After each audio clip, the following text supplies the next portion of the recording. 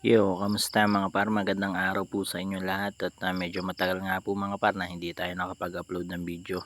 Tara, samahan nyo ulit ako mga par dito sa ating vlog at itatry nga po nating iluwas itong jeep ng aking biyanan at first time natin magdadrive dito mga par. Tara, samahan nyo po ulit kami at titingnan natin kung ano ba ang buhay ng driver at pahinantin itong mga panluwasan na jeep. At una nga po natin mga par, kinarga itong mga niyog na hindi nakasako at dito nga po ito sa bahay ng biyanan ko. At pagtapos nga natin magkarga ng mga niyog pumunta na tayo dito sa bayan ng Gloria o dito sa palengke ng Gloria.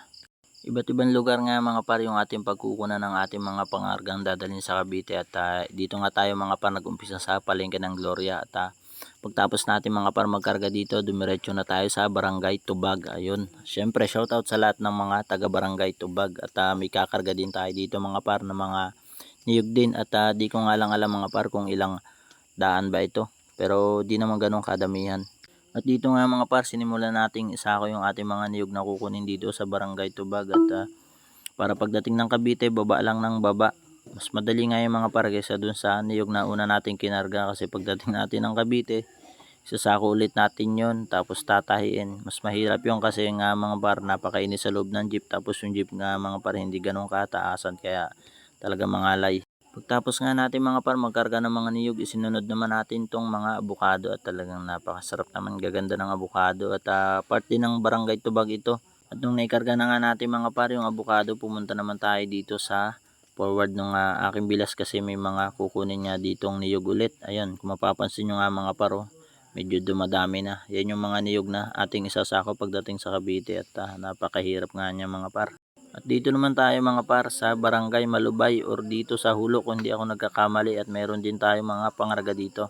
May mga saging at niyog din pero ilang sako lang yun. At pagtapos nating magkarga, pumunta naman tayo dito sa Barangay Malamig at pagpunta nga natin dito mga par may nadaanan pa tayong birthday yan. Dati nga daw itong biyahero ni mama.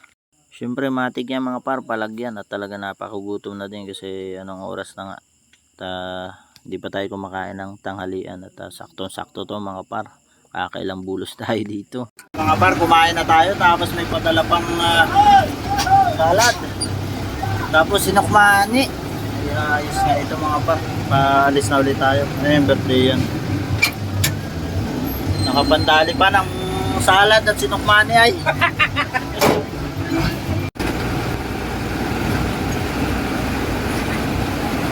Ito nga pala mga par yung huling pinagkargahan natin kasi araw nga ng Friday ngayon at Sabado bukas kasi bukas ulit tayo magkakarga at di ko nga lang alam mga par kung anong lugar to pero part din ng Gloria ito.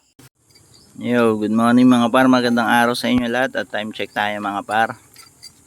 Oras natin 7:39 ng umaga at dalawang tao na lang yung ating pagkukunan ng pangarga at luluwas na tayo kasi araw na ng Sabado ngayon mga par. Kahapon nagkarga tayo kasi madami iba't sa kung saan lugar.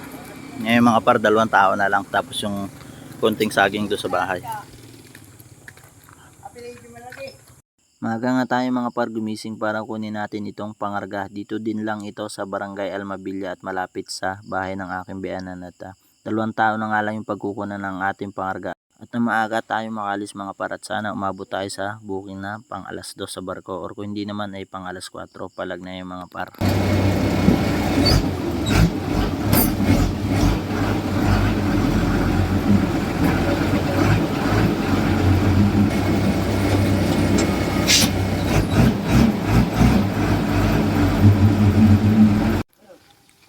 Ngayon mga par, papuno na yung ating karga. Ito yung ibang saging, yung loob kunti na lang.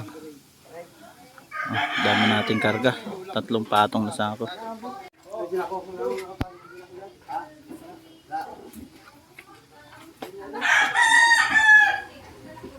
Mga par, loaded na tayo at palis na tayo. Punta na tayo ng Cavite. Sana umabot ng pang alas 4 ng barko. Stay tuned lang mga par, drive muna tayo. Ingat lagi. At ayun nga mga par, natapos na yung ating pagkakarga at tayo aalis na at medyo masama nga mga par ang panahon at mukhang uulan pa. At bago nga tayo mga par tuluyang umalis kailangan muna natin mag-diesel. Nag-diesel nga lang kami ng konti dito mga par at sa Batangas na ulit kasi medyo mahal nga ang diesel dito sa Mindoro. At syempre flex natin 'to mga par, itong palayok sa may Pinamalayan or yung tinatawag na rainbow, at ayan nga naging landmark ng Pinamalayan.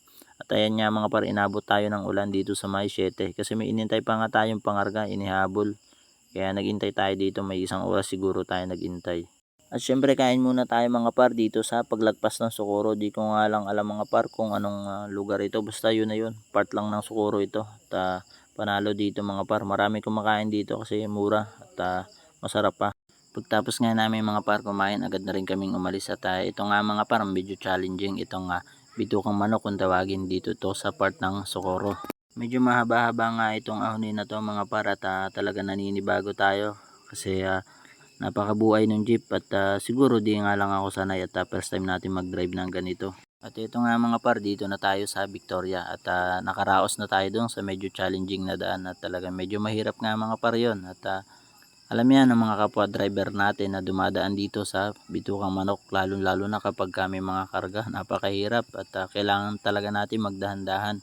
At maya maya nga po mga par, narating na natin itong bayan ng Nauhan. Ayun, syempre shoutout po sa lahat ng mga taga Nauhan, mga Nauhenyo. Shoutout sa atin lahat. Napakaganda naman ng mga tanim na palay nila dito at napakaswerte ng may-ari ng mga lupa na to. At sana balang araw, yun, magkaroon din tayo ng ganyan. Libre mangarap. At ayan mga par, anong lugar to? Itong may sungay ng kalabaw or yung may statwa ng kalabaw. Ayun, syempre bayan ng Kalapan. Dito na tayo mga par. Pagdating nga po natin mga par dito sa 5, kakanan tayo papunta ng pier kasi kapag dumiretso nga po yun ay papunta ng bayan ng Kalapan. At ma-share ko nga mga par, itong Centro Mall na to, nagtrabaho po tayo dati diyan. Hindi ko nga po alam kung anong taon, 2013 po ata, 2014.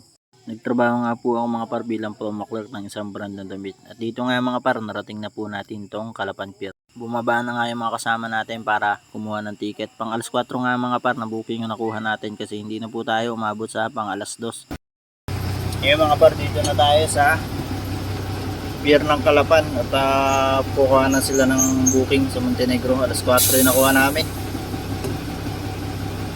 Hindi tayo makahapig kasi ang bigat, buhay, walang kapanibago. Dito na tayo sa parkingan ng Kalapan Port at alas 4 yung booking natin. Hintayin natin yung oras natin nung pagsakay. Stay tuned lang po mga par sa ating part 2 ng vlog at ipapakita nga po natin hanggang sa makauwi po ulit tayo ng Mindoro. At maraming salamat po sa inyo lahat. Ingat po lagi sa ating biyahe. Peace out. Ganda ng panahon, ganda ng dagat, kalma lang. Hintayin lang natin mga par, mag alas 4, time check tayo mga par, 2:53. Mag alas 3 na ng hapon. Stay tuned lang mga par.